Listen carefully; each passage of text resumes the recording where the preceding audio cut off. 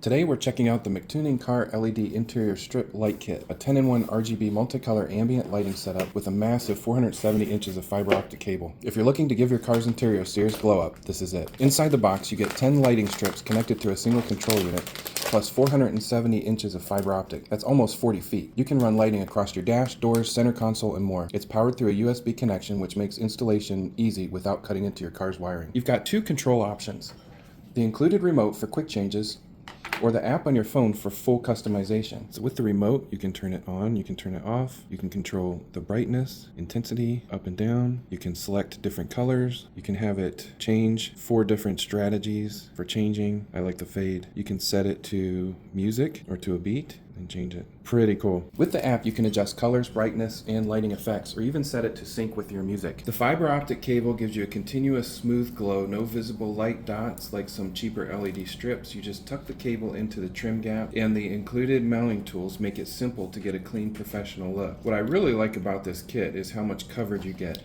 10 strips means you're not just lighting up one area, you can customize the whole cabin. Plus, it's flexible, so you can set it up exactly how you want.